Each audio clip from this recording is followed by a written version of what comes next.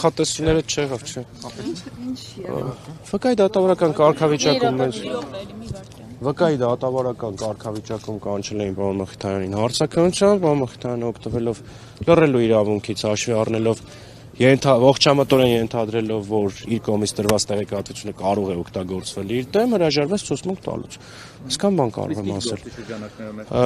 Գործը վերաբերում է վարչական վարույթին 2024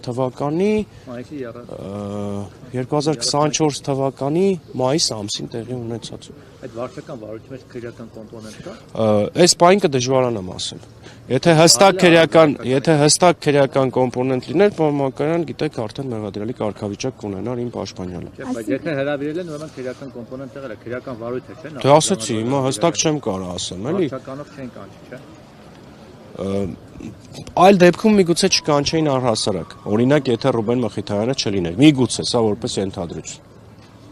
Այսինքն սա ենթադրում են, որ քարոզարշավի ընթացքում նորից կկանչեն պարոն Մխիթարյանին։ Ճիշտն ասած, այսպես ասած, մենք խնդրեցինք ճակերտավոր, որ մեզ չանհանգստացնեն այս ժամանակահատվածում, եթե կարող են, մեզ էլ այսպես ասած խոստացան, որ չեն անհանգստացնի։ Տեսնենք իրենց խոսքը կպահեն, թե ոչ։ Կարող է հանկարծ այսպես նոր հանգամանքների հայտ։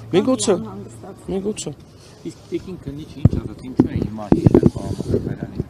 Ինչն է դրել իրեն հենց այս փուլում։ Համենայն դեպս տիկին քննիչը չասեց, որ պատճառը պարոն Մխիթարյանի քարոզարշավն էր, բայց դա դեռ որոշի բան չի նշանակում։ Ծանոթացաք, հա, պարոն Մխիթարյան։ Վճարը չծել է։